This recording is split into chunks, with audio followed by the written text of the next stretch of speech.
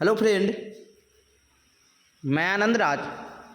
आप सब देखिए, पाटलिपुत्रा यूनिवर्सिटी जो पटना में है उसका बीएड फर्स्ट ईयर का सेशन 22-24 का कोर्स 3 का आज हम वीवीआई क्वेश्चन लेके आए हैं। समझ गए? इसका नाम होता है लर्निंग एंड टीचिंग। इससे पहले हम कोर्स 1 आपका चाइल्डहुड एंड ग्रोमिंग अप और कोर्स 2 कंटेम्प्रोरी इंडियन एजुकेशन का वीवीआई डाल दिए। आज हम कोर्स 3 लर्निंग एंड टीचिंग लेके आ रहे हैं। देखिए, ये भी आपका पेपर 80 नंबर का होता है। इसमें भी आपको पास करने के लिए 80 में 36 नंबर चाहिए और इसमें 3 घंटा आपको मिलेगा लिखने के लिए। इसमें आपका 3 सेक्शन में क्वेश्चन आता है, 3 प्रकार से बोल सकते हैं आपका दीर्घोत्तरीय, लघुत्तरीय और ऑब्जेक्टिव क्वेश्चन। और देखिए, आपको नोट्स चाहिए सभी पेपर का, तो 95 76 00 2401 पर 95 76 00 2401 पर व्हाट्सएप करके आप नोट्स ले सकते हैं। कुछ पेमेंट करना होगा, पेमेंट करके आपको नोट्स मिल जाएगा। समझ गए? तो देखिए, लिखा हुआ है Patliputra university Patna BEd first year VVI question 2023 session हो गया 22-24।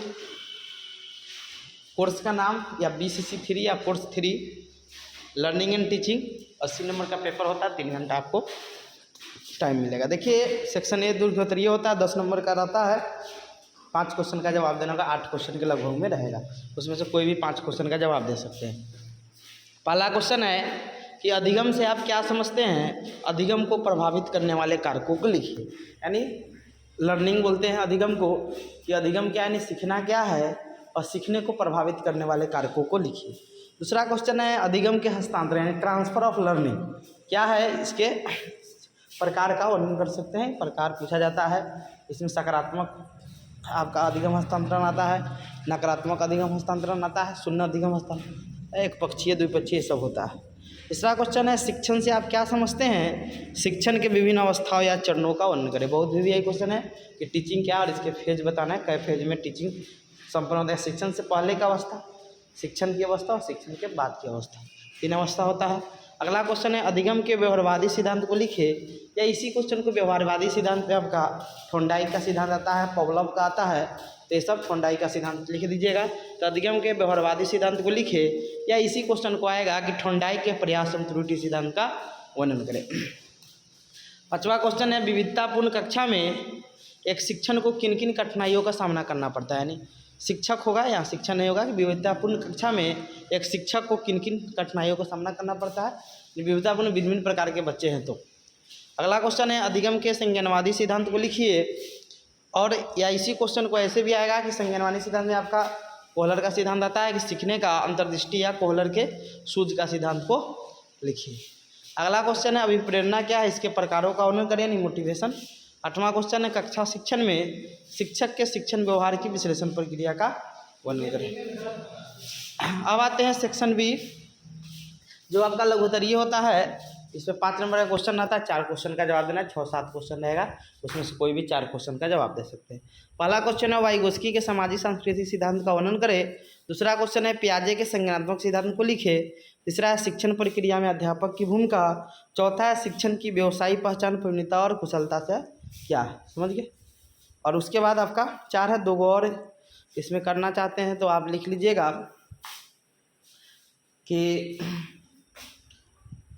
शिक्षण के व्यवसायिक पहचान से क्या समझते हैं, इसको लिख लीजिएगा, 5 ही रहने दीजिएगा।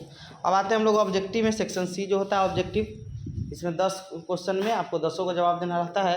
एक क्वेश्चन एक रहा। पहला क्वेश्चन है विप्रेरणा की प्रमुख विधि क्या है, तो पुरस्कार के द्वारा भी मोटिवेशन मिलता है, प्रशंसा के द्वारा भी और प्रतियोगिता के द्वारा, यानी सभी इसका आंसर हो जाएगा। दूसरा क्वेश्चन है विप्रेरणा अधिगम का क्या है तो मुख्य अंग होता है। समझ गए? यानी अधिगम आपको जल्दी करना है तो मोटिवेशन जरूर होना चाहिए।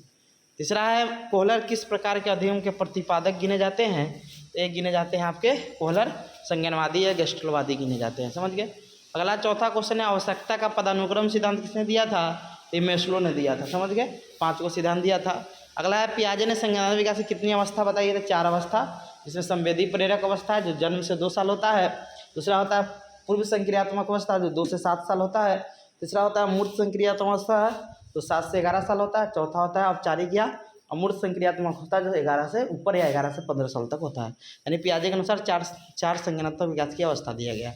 अधिगम को प्रभावित करने वाले व्यक्तिगत कार्य है तो परिपक्वता एवं आयु व्यक्तिगत कारक हो जाएगा। समझ गए? अगला क्वेश्चन निम्न में कौन सा शिक्षण कुशलता से संबंधित है, तो श्यामपट्ट पर लिखना। प्रश्नों का हल करना, प्रश्न पूछना, ये सभी तो उपयुक्त सभी क्या हो गए, शिक्षण कुशलता से संबंधित है। अगला क्वेश्चन है, एक अध्यापक की दृष्टि में कौन सा कथन सर्वोत्तम है?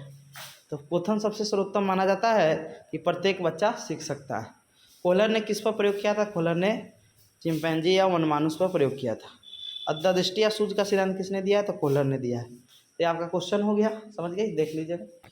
और आपका जल्दी ही 4, 5, 6, 7 का कर देंगे। 2 तारीख से आपका एग्जाम भी है और नोट्स लेना होगा तो इस नंबर पर व्हाट्सअप करके नोट्स ले सकते हैं 95 76 00 24 01 पर, कुछ पेमेंट करके मिल जाएगा।